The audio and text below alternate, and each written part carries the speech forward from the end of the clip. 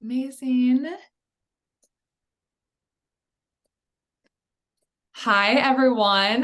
Welcome on in to our webinar. We are going to give everyone just a couple minutes to join, but we would love to know who we have here joining us today. So as you come on into the webinar, if you want to put in the chat what organization you are joining us with or where you're located at, would love to see who we have with us today.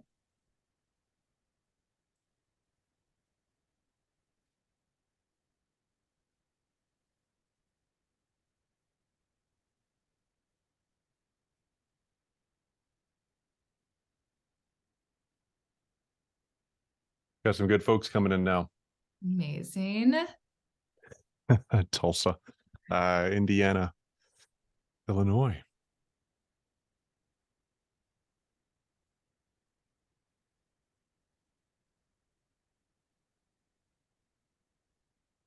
Amazing.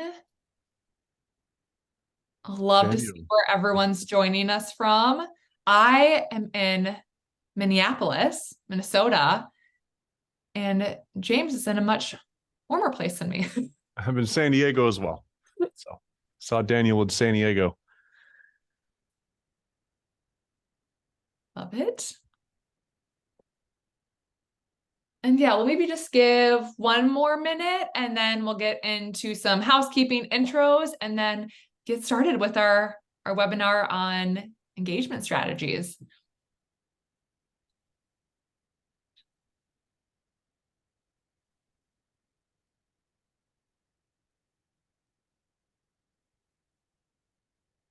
Great. Well, I feel like we can go ahead and get started. Is that good with you? I'm ready. Let's do it. Okay. Yeah. Amazing. Well, thank you everyone so much for joining us today for this webinar all about engagement strategies when it comes to today's modern donor. I know we are quickly approaching end of year, so really appreciate everyone taking the time to join us, and we will hopefully have some really great strategies for you to walk away with as we get into giving season. A couple of quick housekeeping items. We do have the Q&A open, so if you have any questions to ask throughout this webinar, please throw them in there so that way we can make sure we keep track of all your questions and can get everything answered. We will probably answer some as we go, but we also have a good chunk of time at the end for more questions as well. So that's really the main thing. Excited to see everyone here, and we will do some quick introductions. So my name is Bailey Houston, and I am the integrations manager at the Giving Block. And I'm so excited to be joined by James Martin, who's the founder and CEO at Rally Corp. They're an amazing partner of ours. And so we're both going to share a little bit more about the organizations that we're here with, what we do, and then we will jump right into things. So again, I'm our integrations manager at the Giving Block. Before coming to the Giving Block, I was actually in the nonprofit world for 8 years and now really work with our partners on making sure that all nonprofits really have a seamless experience when it comes to non-cash assets. A little bit about the Giving Block and what we do is we really work with nonprofits to not only help them accept, but really to actively fundraise non-cash assets more efficiently. So we started in 2018 with crypto only, of really seeing the opportunity for nonprofits to tap into this growing donor demographic. And really, when we saw the success that our nonprofits were having, expanded to other methods of non-cash as well. So now we also offer stock donations and donor advised funds as well, which has been really exciting. And our main goal is really to make it as easy as possible for nonprofits to tap into these non-cash assets. So not only giving them a product suite that makes it easy, but really giving educational resources and tools as well to help you maximize your donors. So with that, I will pass it over to James. Hey, everybody. I'm James with Rally Corp. Excited to be here. Love the Giving Block and working with Bailey and all of you all here. But I'm James with a company out of San Diego called Rally Corp. We're focused on moving people. So our goal is to move 20 million people a month to take action for a nonprofit. We came as a small team together after selling another company, had a little bit of capital and runway and wanted to see what we could do creative in the nonprofit sector. I just love working with so many fantastic nonprofits, and decided that at the end of the day, the fastest way to move people is actually, pun intended, to mobilize them using their phones. And that does not include sending them off to some website to download some app, but actually using the phone app that we're all already using, and that's text messaging. So ring this voicemail, text messages, anything that moves folks is what we're about. If a better technology comes along, Bailey will be building that. So we're just, whatever it takes to get 20 million people a month to do something, volunteer, make a donation, whatever. That's what we're about. Love it. Amazing.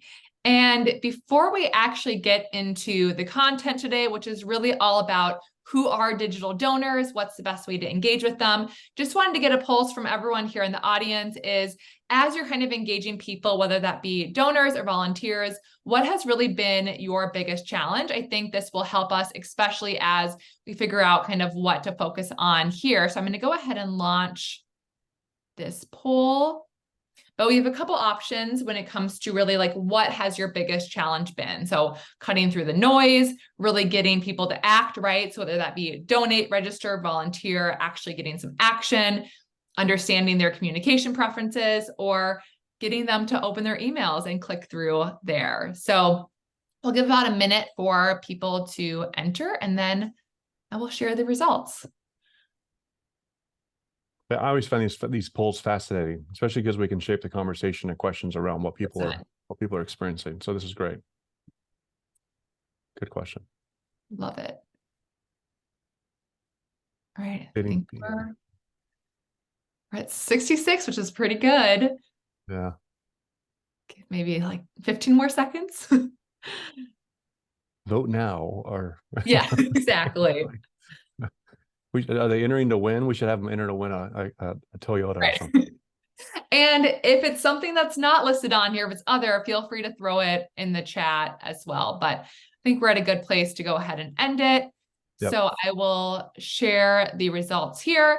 So you can see the biggest one that we had is just getting donors to act, right? So whether that be donate, register, volunteer, that's kind of the biggest challenge that a lot of those on are seeing. And then tied for second, we have cutting through the noise and getting lower email opens and lower rates. And then lastly is understanding their communication preferences. Mm-hmm. So we got a mixed bag, but really see some forerunner challenges here. And we will cover all 4 of these in the webinar, but great to kind of see what you guys are struggling here with. Nice.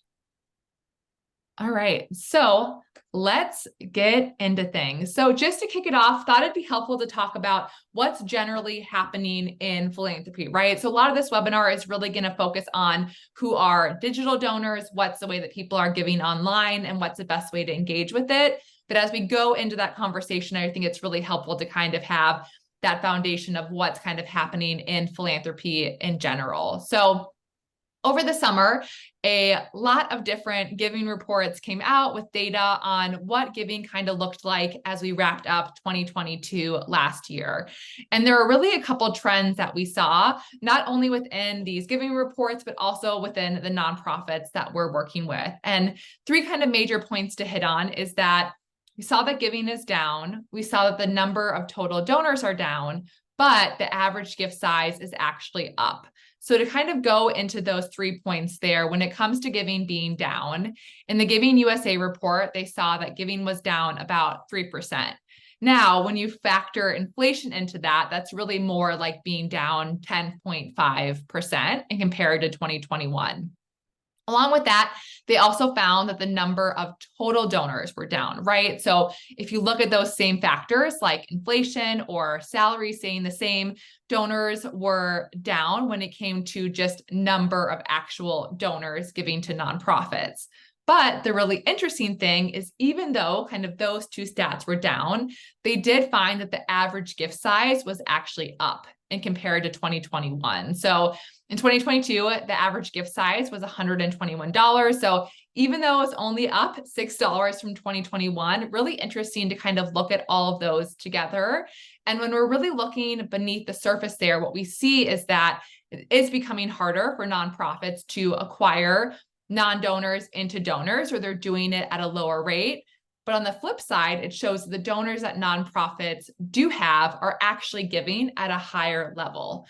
So when we kind of look at all of those combined, what does that really mean for future-proofing our nonprofits as we look at continuing to see what the giving looks like for days ahead? And I think the main thing that we really see is how important it is to not only diversify your fundraising, but really the way that you're engaging with your current donors. So for a lot of nonprofits, future-proofing and recession-proofing are kind of the same thing, right? So it's these two big questions of A, how do we really acquire and engage with new donors?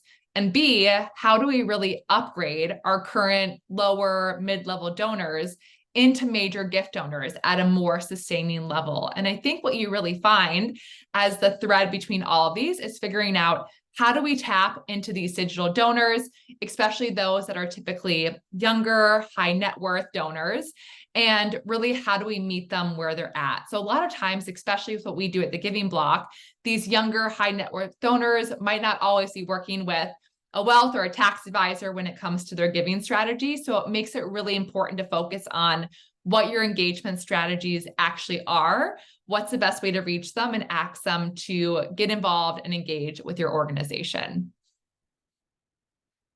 Anything you want to add there, James, on kind of what you guys have seen on the Rally Corp side? No, not at all. I think you nailed it. Perfect.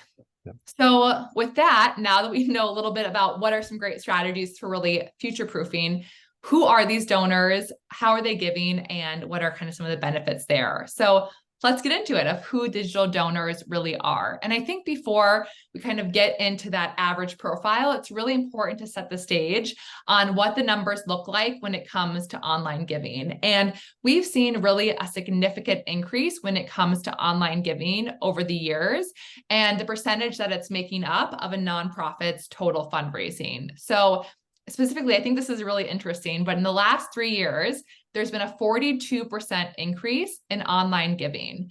And compared to total giving, which was about 19%, that's pretty significant of the types of volumes that we're seeing that donors are really giving online.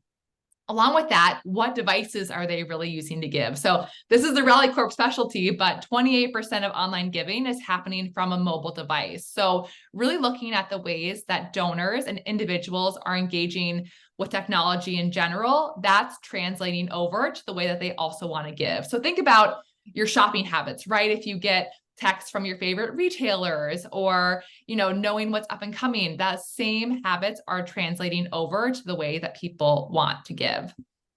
And along with that, the last stat here is about 13% of total online fundraising or total fundraising comes from online sources. So I think these all together just really show the importance of that digital donor and figuring out what are really the best engagement strategies on how to tap into them. So let's get into that donor profile. So first, just kind of starting with the traditional online giving that we're seeing. So one thread that we see pretty commonly is that typically those major and mid-level donors that nonprofits are seeing are typically older, whereas their younger generations are typically at these kind of smaller entry-level gifts, or they're contributing in ways that are non-monetary. So volunteering, engaging with your organization in other ways. So kind of looking at this traditional donor profile, the average age of the donors that we typically see is 65. The average gift size is about $204, and the typical donation amount is $20, right? So when looking at all that's great. But again, the big question for nonprofits is, how do we really get younger in our donor base, and how do we cultivate those larger donations? And one thing that we're really seeing is that non-cash asset specifically is really flipping this traditional model of giving an easy way to really tap into these younger donors that are not only young, but they are wealthier and they're generous and they're really ready to engage with your nonprofit. So kind of comparing those two profiles of really looking at younger donors when it comes to non-cash, we typically find that a lot of young donors have the majority of their assets in non-cash assets, right? So rather than having a ton of lump cash that they can give, they have crypto and stock investments that are really their preferred way of giving to their favorite nonprofits. So the kind of three main traits to really talk about when it comes to these younger non-cash donors is that they're younger, they're wealthier, and they're generous. So the average age that we see of the traditional crypto donor is 30s. So as you can see, kind of compared to that last slide, significantly younger than what we're seeing from our traditional donors. They're also wealthy, right? So the average income of a crypto user is about $110,000 a year. And they're also generous. So we see about 45% of those who donate crypto are at least making a gift of $1,000 or more. So when you're comparing that to our last slide on the average cash gift, these younger donors really have a majority of their net worth in these non-cash assets, and that's how they're preferring to give. So even looking at this slide of the average donation that we're seeing among these methods, the average cash donation being about $128. Look at that compared to the average stock and crypto donation that we're seeing, right? So the average stock donation that we see is anywhere from $5,000 to $10,000. And the average crypto donation that we're seeing is about $6,500. So that's pretty significant when we're really thinking about ways to upgrade donors into that major gift category. I think the best way to think about it is for a lot of these younger donors, they maybe don't have $10,000 sitting around in cash to give to their favorite nonprofit, but if they have significant investments in crypto or stock, they might have $10,000 of that they can give if there's an option for them to give those non-cash assets directly. And I think that really kind of goes into what the asset potential is for these different kind of non-cash forms. So I think this is always a really interesting slide when kind of looking at what's the potential, what's the number of users, and what's the amount donated. So I think a common thing that we really hear from a lot of nonprofits is we don't have any donors that have crypto, or we really don't think that there's that big of a market for it. But as you can see here with crypto specifically, there's a $1 trillion market size with about 60 million US users. So really the way to think about it when it comes to this non-cash assets is not just as a donation method, but really as a donor demographic, right? And I think that's really what makes it different than some of these other methods that we look at, is that crypto and stock are really donor demographics that we can tap into versus just being this method that we can fundraise. Same with stocks, right? I'm sure a lot of you on here are really familiar with how popular stocks are for giving. There's a $46 trillion market size when it comes to stocks, and over 145 million people just in the US that are using stocks. So again, huge potential. And if you're really not actively fundraising and engaging your donors around this method, you're missing out on a huge opportunity here, right? I mean, look at how much was donated in 22 alone. We saw 69 million donated in crypto and over 100 billion donated in stock. So again, huge, huge potential when we're really thinking about, the state of philanthropy in general and that need to really bring in new donors. This is a perfect opportunity. And B, how do we really elevate those that are giving at a smaller, medium-sized into major gifts, giving them additional ways to give, especially ways that they have assets in, is a great tool to do that. Now, some of you might be wondering, well, what's the benefit of donating crypto or stock as is? Can't someone just liquidate it and go ahead and give it directly to my nonprofit? The tax efficiency is a huge part of this that I always think is really important to touch on, right? So if a donor has crypto or stock, if they donate that directly to the nonprofit versus liquidating it and then giving it the cash, they actually don't have to pay capital gains tax on it. So that means that they get a larger write-off and the nonprofit also gets more, right? So let's say they had $1 million donation that they want to give that's in crypto. If they were to give that to the nonprofit as crypto, you get the $1 million donation and they get a write-off the $1 million gift. Whereas on the flip side, if they were to liquidate it first, they have to pay that capital gains tax on it.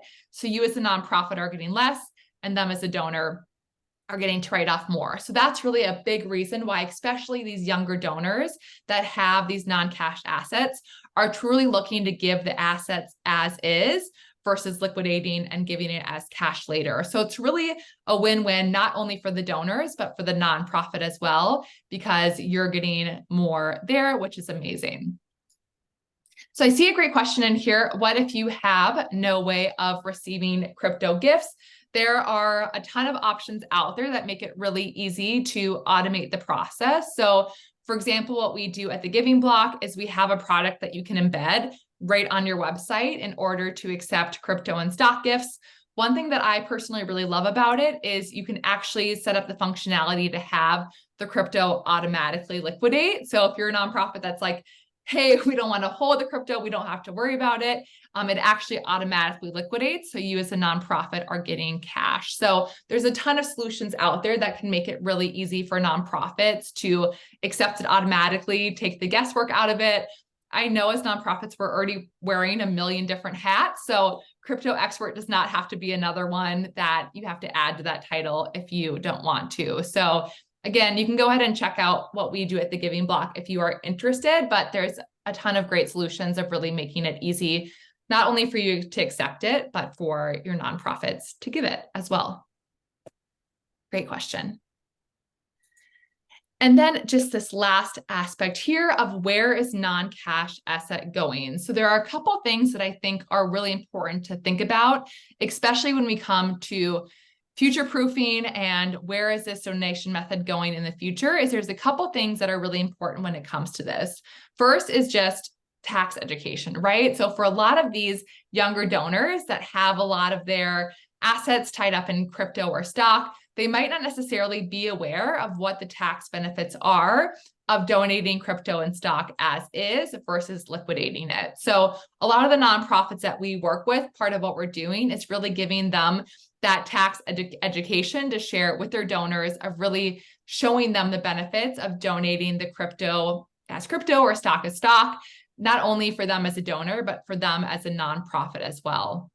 And I think the big thing for a lot of nonprofits really to think about is what's up and coming around the great wealth transfer, right? So as we look at the older demographic, that's really kind of transferring their wealth, right, from baby boomers into millennials, a lot of that is being transferred as non-cash assets. So even looking here, $68 trillion is going to be transferred from baby boomers into millennials.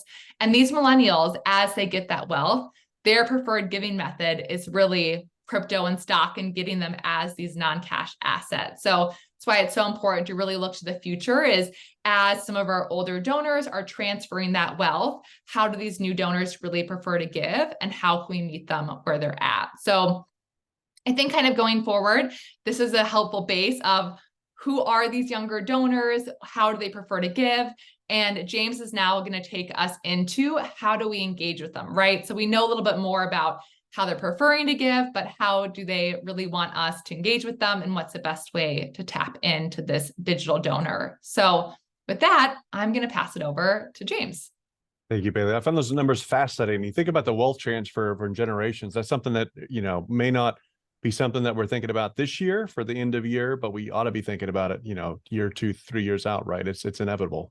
Yeah, exactly. Yeah, it's good. Those are huge numbers. Always blows my mind. So let's talk about engaging donors. You can show the next. So we talked a little bit about email being down. I've got another report that shows that as well. This is the M&R benchmark report. So this is data you can go out and look up for yourself. There's actually a link in the slide here. I'm happy to share with you. But email revenue accounted for only 14% of online fundraising. Last year, it fell about 4%. Now, I'm still a fan of email. I just want to overstate that emails are being opened on your devices as well. So you should be creating emails that are mobile friendly, that are somewhat responsive, so that you can actually view it on your phones. But if you look at your websites and your email open rates, most of content is being consumed on your phones these days. And that should be fairly easy for you to figure out if you have Google Analytics or something like that. You want to look at the data yourself. 7 to 9 times it takes to get someone's attention. So don't be discouraged. This is the way it is for everybody, including for-profits. It's not a one and done world we live in. There's a lot of noise, a lot of things on social media competing for time and treasure and talent from a lot of folks. So we need to have the message in front of us over and over and over again. And when you think you're done, say it again. So 7 to 9 times. You will get tired of your marketing long before the people that hear it will get tired of it. I promise. So be persistent and just recognize it takes 7 to 9 times to get in front of somebody. And then a 90% open rate with text messages. Texting is not the only option that you have. There's voicemails and things that we can talk about that are also consumed on a mobile device, or push notifications, things that we can discuss as to how you get someone's attention on phone. But it goes without saying that at the end of the day, you're more apt to clear your inbox on your text messages and your emails. And in fact, we know it's so effective. We're very concerned about sending texts, right? It's something that we want to make sure we do in a human-centered way, and make sure that we're really thinking about how we're going to leverage this powerful weapon at our disposal. But your phones are probably in your pockets or close to you right now. So that, I don't think I have to make too much of a point on that. So we'll switch to the next slide here. That's engagement by the numbers. But I just want to remind everybody that the digital donors today, and Bailey talked specifically about that younger demographic, even the older generation like myself. I'm not a I'm not a Gen Xer, I guess. I don't know, but I won't name my age here, Bailey. I'm older than you for sure. But I'm on social media, but not nearly as much as my kids. But my kids are actually on social media a lot less than I would have thought they'd be. They're moving on to different, more private networks and different consumptions, but they consume text messages, all the time. So that's just the way these teenagers are. But the digital donors today are going to be on social media, but there's a lot of noise on social media. And of course, they're watching videos. So we always hear about the power of video and telling stories. And the more you combine videos with social media, like with TikTok, you see incredible numbers behind more and more people consuming content, all of it on their phone. That's where people watch videos and interact with social media by and large. So we'll go to the next slide here. They're also they're getting inundated with their messages. I saw a recent statistic that showed that 4,000 to 10,000 ads a day on average. I didn't believe the 10,000 one, Bailey, so I went and kept looking for different reports and found an American Marketing Association report that showed 4,000 to 7,000. So I'm like, all right, well, I'll put a big range in there to kind of be safe. I didn't want to be accused of inflating the numbers. But even 4,000 messages a day, can you imagine? Like that's nuts. Like what the heck? You wonder why we all go to bed so tired at the end of the day, right? But a lot of time, an opportunity is of a request of people, pay attention to this, give to this, buy this. And it's because marketers understand it takes 7 to 9 touches to get your attention. So there's inundating us with requests. And they're not paying attention. And this is about when I say squirrel, look away. But the fact of the matter is we have shorter attention spans. We're inundated with more messages. The question is, how do we get our message to land in a meaningful way so that they can take action in the moment? And that's what we're going to talk about next on the next slide. And that's where we just look at the mobile engagements and giving. What we're seeing as one of the fastest channels of growth. One of the benefits of a company that I'm involved with that I sold a couple of years ago, Bailey, is we got to look at the Google Analytics, which is what tells you how your website's performing. So if you're not familiar with that, you can set up a free tool with Google, you plug it into your website, and then you can log in and see how many visitors you've had, what devices they're on, what pages they're viewing, what the click-through rates are, all those kinds of marketing things. So the advantage that we had is we have access to over 9,000 nonprofit websites. And so I got the firsthand report of climbing through just tons of so much data. We had to hire people to analyze the data to figure out like what's happening on these websites. And it was just fascinating how much of the content was being consumed on mobile and how short of attention spans people had, because they would hit the website and then they would bounce within just a few seconds. So taking that knowledge and that insight back into this company, we decided to do something about that. We see about an average of $154 through text messaging. When we asked our customers to compare that to email, they report back that's about $45 is what they were seeing through email. I'm not knocking email. I'm just saying that the text messaging outranks email on open rates, and last year within our platform on giving. You see about a 2% conversion rate on email. So if you send 1,000 emails, you're going to get about 200 to 300 people to open that email, which is awesome. But out of those 200 or 300 people, you're only getting about 1 or 2%, so about 20 to 40 people. We have a spreadsheet I can give you for free that you can plug in your numbers. I can help you figure that out, and you can kind of get a sense for how big your list is and what you're looking for. And then this goes without saying, Bailey, but I bet your phone's pretty close to you. I've got 2 of them on my desk here, so I've got a problem, I'm told. All right, let's go to the next slide. And I got a whole bunch of phones behind me too. So anyway, those are from eBay. They don't work anymore. They're just classics. All right, let's go to strategies for end of year. Let's talk specifically about end of year, because I don't want to just throw a bunch of numbers at you and not give you something to do. I want to make sure you have something that's actually tangible. So we'll go to the next slide around strategies for end of year. Anything on mobile before I move on with you? that I've said? Bailey, you want to I, clarify or I jump think into? nailed it. I think like I really want to kind of focus on these actual strategies because I think these numbers are a great foundation of really looking at Yeah. what is the potential there and what works and what doesn't. But like, what are actual strategies, right? Because numbers don't necessarily always give you that. Like, what are the Right. tangible strategies behind it, especially as we get into the end of year, which I'm sure we don't need to say a million times is really when we see the highest volume for donations. It's the Super Bowl season, right? For nonprofits. We got a So jam. and it's coming up quick. I Yeah. can't believe it's already October on Sunday, which is crazy. So really excited about this session and really kind of tapping into what are some strategies you can take away as you create these end of year campaigns. And again, as you can see from this slide, great opportunity not only to bring in that volume, but also to acquire donors, right? So really looking at what campaigns are happening around end of year. Giving Tuesday is a great one. We have a crypto Giving Tuesday that we do at the Giving Block. So really this is a great time to not only really kind of engage with those donors you already have, but also acquire new donors as well. I'm sure, James, you guys see a bunch of, engagement when it comes to these end of year campaigns and Yeah. kind of cultivating Significant growth. these donors. Awesome. So oops, I skipped a slide. Let's get into the actual strategies, right? So first, we're just going to start off with when you're creating those end of year appeals, what are some ways to really tap into these digital donors specifically? And what are things to think about when you're crafting that messaging and how you're going to kind of tell the story of what your nonprofit does?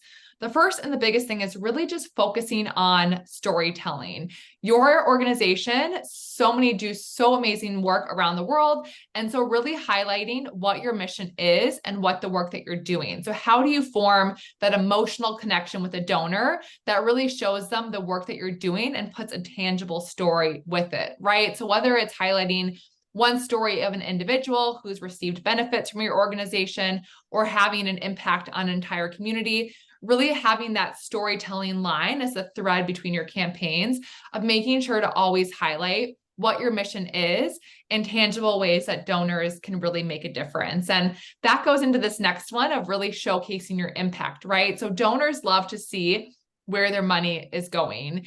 And so really giving that, again, the direct connection between here's your gift, here's the impact of what it will make. This is a great tweet example from one of the nonprofits that we work with at the Giving Block, Trees for the Future, that does a really great job of showing what donation dollars are exactly going towards. So you can see here, they have the exact numbers of farmers that were helped from a gift, the numbers of trees that were planted, the number of tons of CO2 captured in the next 20 years. So they really give some tangible numbers where someone can almost imagine what 868,000 trees look like, right? And see the impact that they're making there. And I'm sure, James, too, with you guys with texting, it's having kind of that similar appeal and connection to 100%. donors there.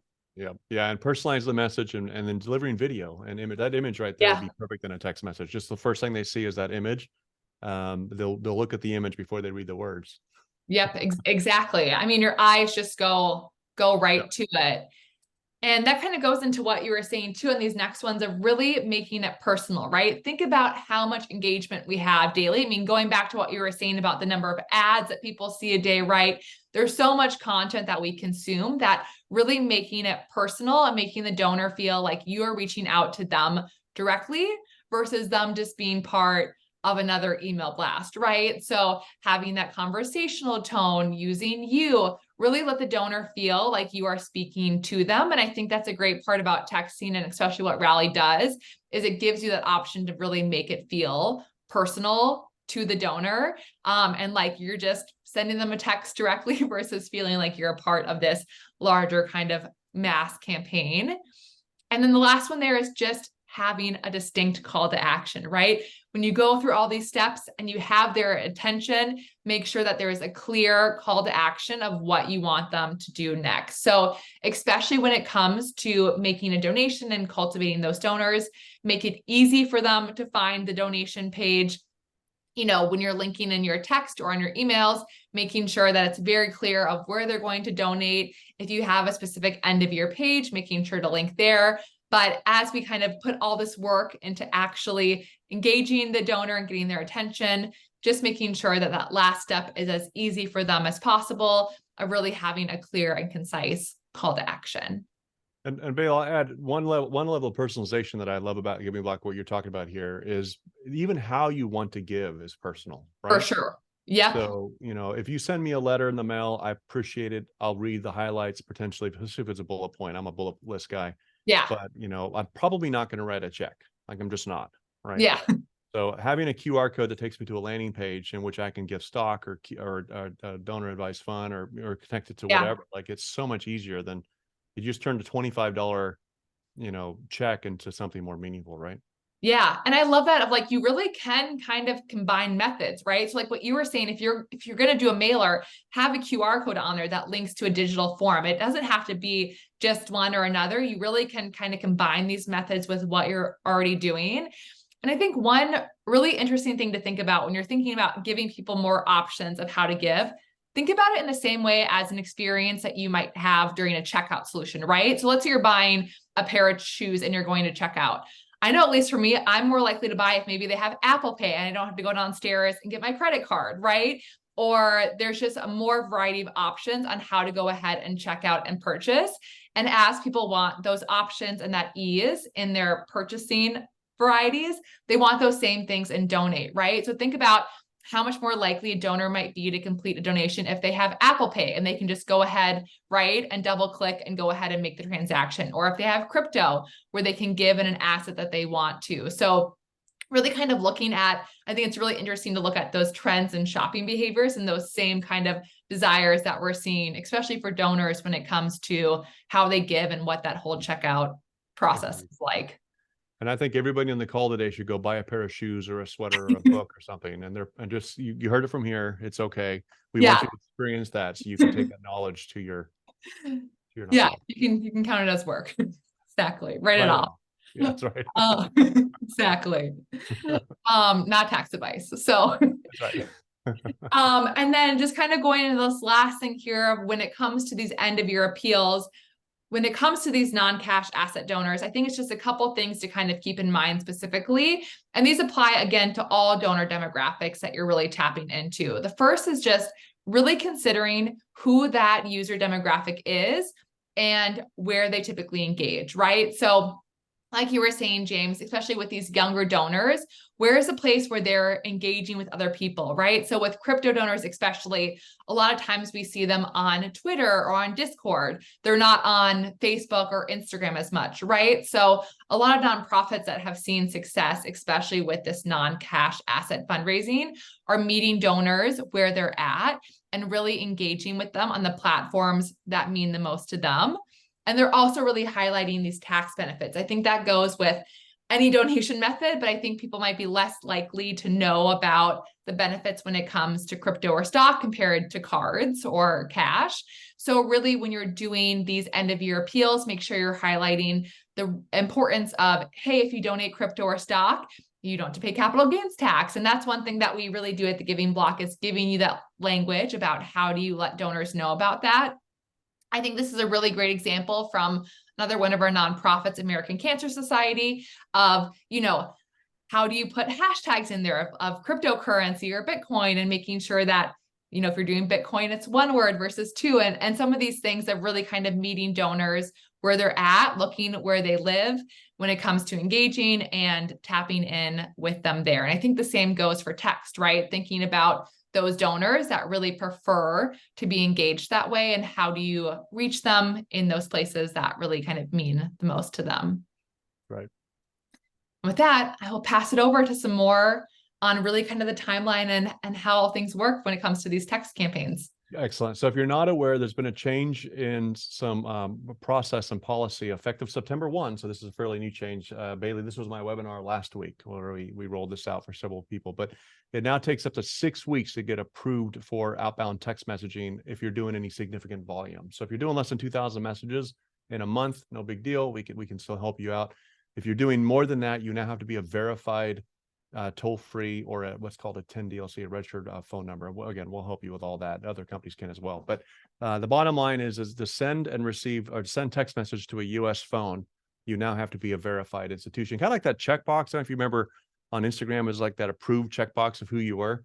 there's just it's a way to mitigate spam. Just too many people are signing up for text messages. It's so effective that everybody was using it, and it's the kind of thing where if you don't put some thought into it and you don't take the time to establish your presence online through like email or text messaging, it really does hamper your deliverability. So we laid this out with that reality in mind. We laid out kind of a plan of what it looks like from week 1 to week 7 when you would light up the text message for the first time. And that's to do a little bit of list building. Now, one of the most common questions we get, Bailey, is we have all these email addresses. We're not so sure about how many phones we have. The ones that we do have, we don't know if they're cell phones or not. That's okay. Companies like Rally can help you figure that out. Just upload your data. It only takes a handful of people to get results on text messaging. So I always like to think about just easy numbers because I'm an easy guy. I got to take my shoes off if I count past 10. But if you have 1,000 people in your emails, with a 30% open rate, you're going to get about 300 people to open that message. Versus if you have, a text message, with 500 people, for example, and you have a 90% open rate, you'll have 450 people open that message, right? So significantly more people will see your message, meaning you can have a smaller list. So I like to tell a customer, general rule of thumb is about 20% of your email list moved over to text messaging will outperform email every time, and we even guarantee it. So if you have 1,000 emails, we can get 500 phone numbers, and then we have some strategies to help you move those people from email into text messaging to get permission to text them. That's just part of the onboarding process. That takes a week or two. That doesn't happen overnight. But as you're working to build those lists and those opt-ins, whether you're putting one of our hover buttons on your homepage to opt in, or a pop-up form, or using a QR code, or something on social media like a swipe up to opt in, various strategies that we have to help you build that list in the meantime, so that in week 6 you can hit the ground running with text message. So this isn't something you want to delay making a decision on. Okay, so that's the timeline for SMS. Here's some examples of text messages. I just want to give you guys something that you can actually take with you. So you feel free to screenshot this, or I'll send them to you. If you want to email me, I'll just email them to you. You can copy and paste them.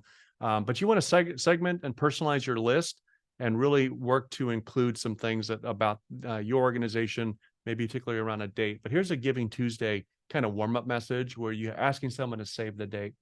Remember, you're going to be getting a lot of requests for their time and money on Giving Tuesday. So the sooner you can get it to them and capture their imagination with good story, good graphics. Now, this example, because of the size of the slide, Bailey, I don't have an image on there, but we could have easily included an image or a video or something like that. That would even make it better. But personalize the message. And then, like you said, it'd be very, very clear on your call to action, but track whether people are actually clicking on the message or not. You'll know who opted out, so you can look and see if that's reasonable or not based on others like you. We can say, hey, other nonprofits like you are getting a 2% opt out, you're getting a 3% or 5%, so you can adjust. And then, of course, tracking the link click.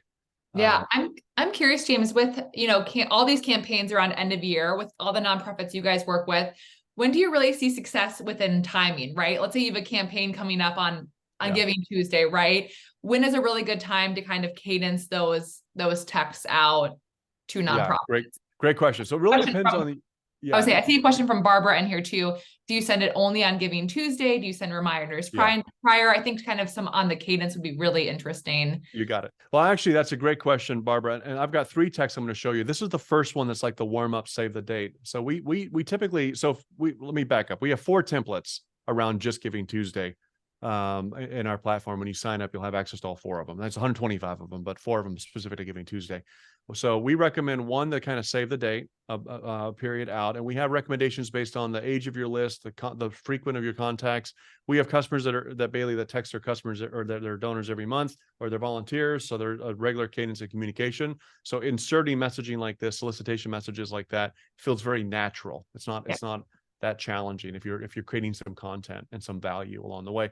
If your list has never heard from you before and you hit them with a solicitation, that's fine, but more of a save the date, some story or image. And then the next text, if you want to bring it up, is the day of. So this is the sense of to be clear on your goal, whether you're using one of our, like the thermometer to kind of show your goal on your website, or whether you're using the message board where people can post messages, or whether you're just simply saying, hey, here's our goal. We'll let you know how we do the next day against our goal. But invite them to be part of the story and share their own, either the donation or their own stories. And then the cadence, Bailey, back to my earlier point, we have 4 text messages. So before Giving Tuesday, day of, and then typically a day or 2 later where you let people know how you did against goal and then invite them to donate again. And typically we see set the goal really low, and then people, blow past that, and then you just continue to drive, kind of how you can put them over the Yeah. line. So I have a clear call to action like you see here, and then, in the text message with a question. Love And then it. I'll just show the last text message, then I'll jump over to another question here. The same messages can be used on social media. So this copy that you see here isn't unique just to text messaging. You want to condense it for text messaging. You want to make sure you have variables inserted like their names. You can personalize it more with text messaging. It's hard for me to post on Twitter and say, "Hey, Bailey." I mean, I could do that, Yeah. but imagine the time and the intensity to sit there and do that with all of my followers. Like that's Yeah. almost impossible. So texting is clearly more immediate and more personal, but you could copy it, change the proper nouns, and post it on social media. You could post it on LinkedIn. It's going to be really hard to create customizations without violating terms of service on LinkedIn around automation, for example. You just really can't do that. WhatsApp is a little different. We do support WhatsApp as well. We have customers that use WhatsApp. We're rolling out in beta, so it's not available for everybody, but we have a couple of customers kind of working on testing that for us. WhatsApp actually makes you submit the template ahead of time for them to approve it. So it's not like with WhatsApp, you could do one-to-one chat with people and it's free form. But if you're going to hit your entire list with WhatsApp, you have to have that message pre-approved. So we have to submit that for you well in advance. So we can help you with that. That's not that hard. Cool. You think that answered the question, Bailey? Yep, totally. That answered Okay. the question in there. Perfect. And I really love what you said too about if you want to add texting to your strategy, you don't necessarily have to completely, you can reuse the content that you're creating for a text 100%. in other areas of your fundraising, right? So we know, I mean, I know from my experience in the nonprofit world that we all wear a lot of different hats, right? So to think about adding someone else to do just texting can maybe seem daunting, but you really can reuse that content in other places as your donor outreach. You're just kind of, tweaking it a little bit for that texting environment, but the overall messaging, the asks, the links, those are all the same and kind of have that same thread throughout.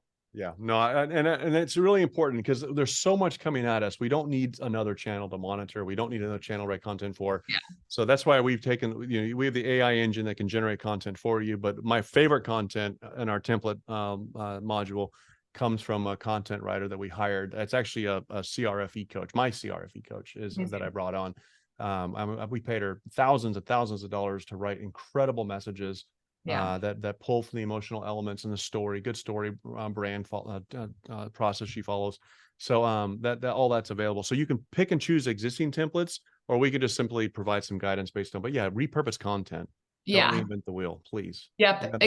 Especially for end of year, like if you have some really good images created, like put those in the emails, put those in the text, put those on social, because you're probably reaching different demographics on all of those, right? I mean, you may have some of those donors that follow you everywhere, but you're gonna get some new catches there when you're reposting on all these different and we'll say one. I think the next slide may address this. If not, I don't remember if we put it up there or not. But okay, this is the questions, and we'll jump into questions. But one thing I did want to clarify that is a trap we fall into, Bailey, and that's sometimes that when it comes to the end of the year, we're trying to get new donors, and there's times where that makes sense depending on your strategy and look at your history. But a lot of times at the end of the year, we really should be engaging people we already have a relationship with. For sure. So I'm talking a lot about potentially list building and getting opt-ins and what have you. And there's a process to do that. We can help you with that. But just think about the power of sending a personal message to just 100 people or 1,000 people that know, like, and trust you already. Just if you're going to email them, send them a text message, but let's personalize it and let's make it come from a human. We're talking about bringing people that already know, like, and trust us back to us again, because they love you. They donated once. They just won't hear from you if all you do is send them a carrier pigeon. There's probably a carrier pigeon outside my house waiting to deliver a message right now. And it's a cute bird, but I'm not going to see it. Yeah. I mean, honestly, that's the exact same thing that we kind of say when it comes to non-cash assets, the giving block as well, is a lot of times you may be surprised by donors that you already have that are existing, that have these methods that want to give, because one thing that we really see from these donors is a lot of times they're first looking at, what nonprofits are even accepting these methods and then choosing where to give than necessarily reaching out to their favorite nonprofit and saying, hey, will you guys take this? It definitely happens in some cases, but a lot of times, especially if I'm a donor that's maybe giving to 5 or 6 nonprofits a year, if I have one that's already accepting crypto and stock, I'm just going to choose to go donate to them because they already have it set up. So you really, I think a lot of nonprofits are surprised by the donors that they might already have in their existing donor base that have these methods, but you just, again, have to ask. And yeah, I see a great question in here about Salesforce. And really, I think what's so great about this tech is it really can integrate into all your other methods that you're using, right? Because that's the other big thing. And especially what I do in integrations is we want all of our tech to talk to each other, right? It doesn't need to be 100%. all these isolated systems. It's really, as we add new tech, how can it really enhance what we're already doing and what we're already using there? I love it. No, it's so important. Yeah, and I can't overstate the importance of personalization and the human touch.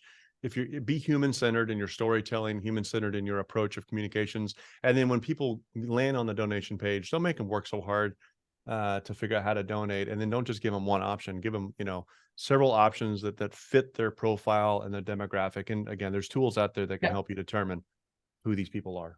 Yep, 100%. I see a question in here. Can you remind us who provides the integrated online donation option for crypto giving? So that's actually something that we do directly at the Giving Block. So those that are working with us at the Giving Block, the main kind of core product that we provide is a donation form that you can embed right on your website in order to accept crypto, stock, and donor advised funds all in one place. So we work with a ton of nonprofits, just over 2,000 when it comes to really making it easy for them to accept it. We have a variety of different subscription packages that you can look at when it comes to adding it. But again, I always say if you can embed a YouTube video, you can embed our donation form. It's really simple to add in there. And again, what's great is especially for the crypto option, we set up everything for you. It automatically liquidates, so you're not having to worry about holding it and figuring out when to sell it, all of that. It really just makes it another donation method that you can offer to your clients without having to become an expert in how to get everything set up in there, because it can be daunting if you try and do on your own. So that actually brings me to a poll that I have. I know we still have some time for questions, but I know we talked a lot about kind of what we do both at Rally and at the Giving Block. And so I'm trying to figure out how to launch this other poll. Are you able to do it on your end, James? Maybe so. Yeah, let me try. Okay. I saw the button pop up just now. Oh, there it is. Okay. The top thing. Oh, perfect. Did you launch it? Okay, Yeah. amazing. If anyone is interested in finding out a little bit more about what we do at Rally and at the Giving Block, even if you just want some resources sent your way about how to get involved or have questions on anything that we covered today, feel free to select yes, and we can be in touch. Also, feel free to reach out to either of us if you have any follow-up questions. These are some really great resources that we have on here for you to take away to kind of have some more strategies here. I'll talk a little bit about ours if you want to talk about yours as well, James. We have a non-cash asset fundraising 101. So this is really everything that you would need if you're considering getting started in this space. Really who the donors are, how to tap into them, a lot of kind of what we've talked about today, but has some really great concrete strategies that nonprofits can use when thinking about this. Yeah, I love it. And Bailey, like as I said on the onset of our conversation, we're a younger company out of San Diego, so we're eager to talk to folks. That's how we learn. So we've been serving nonprofits with various companies in different capacities for many years, and I thought I knew a lot until I started talking with all of you guys and realized, wow, there's just so much that we can learn together. So we're big believers in sharing that learning. So that document I just posted includes some templates, everything from event volunteers, so all kinds of text messaging templates and different ideas and some resources, including a letter that you can take to your board that may lay out a one-page strategic plan around mobile communications, because it is new for people. And I really want to make sure that we're taking something like mobile or crypto even alongside what you're already working on. We're not looking like bolt on something new. It should take your current initiatives and your current goal and move them forward in a more aligned way. We're not, you know, I don't want to walk around with a hammer and swing on things thinking that we're building a house. Like that doesn't work. But if you are building a house, you might want to consider the tools you're using, and there's tools out there that can help you do it more efficiently Yeah. and more modern. Is that the title today? Yeah. Yeah, So you exactly. got an old guy and a young woman to sharing with you modern techniques. So listen to her. But yeah, Yeah. this is where it's at. No, but I love that too, because I think sometimes with these, it can seem really daunting and like we have to change your whole strategy and whatnot. And like you said too, like they're really just additional tools that can Yeah. help not only you fundraise more, but really make it easier for you, right? It's like a lot of times we're just giving, like you said, it's another tool to the toolbox. It's not That's right. having to completely Yeah. change the There foundation. was a time when a telephone hanging on the wall in my grandma's kitchen was new technology. I Yeah. never forget as a kid her being so excited about this phone thing, and I'm dating myself a little bit now. And then pagers. I have a whole collection of pagers Yep. behind me. Remember Yeah. pagers? Like Oh yeah. crazy. Yeah. So anyway, Yeah. so And I think, and a printing press. The printing press was technology at one point. yeah. Let's not forget that. And I think the other thing I love is is sometimes with this tech too, it can feel overwhelming if you don't understand every single logistic behind it. But that's really, I think, what we're here for, right? It's like there's so many ways to really simplify it and make it easy and incorporate it. And our Yeah. co-founder Alex always gives a great example of like, look at our computers, right? Like we interact with our computers every single day. But could I explain to you if I opened up a computer how everything works underneath? Maybe not, but it's still, you still use it every day. And so I think that's the same thing with some of this tech. It's like there are so many resources out there to really make it easy and make it another tool, that don't be initially overwhelmed by the thought of it if you don't 100%, Yeah. understand all the pieces. So 100%. Yeah. No, I don't even understand text messaging. So I bring in smart people to figure it out. exactly. Good. We All have a right, couple more everybody. questions, or a couple more minutes if there's any questions. I think we've got to all of them. We will be sending out this recording. So I would say probably definitely before end of week. Hopefully by tomorrow, we will send this out. We'll include a couple of these resources that we mentioned in there so you can have access to it. And then again, we'll have James and my information if you have any follow-up, want to get more resources or whatnot. But thank you so much to everyone for taking your Wednesday to spend some Yeah. time with us. Thank you, everybody. And remember, we're here if you have any questions, happy to connect with you guys one-to-one or join one of our group demos. I'm sure Bailey and her team would love to work with you as well. Amazing. All right. Thanks, everybody. All right. Bye. Bye.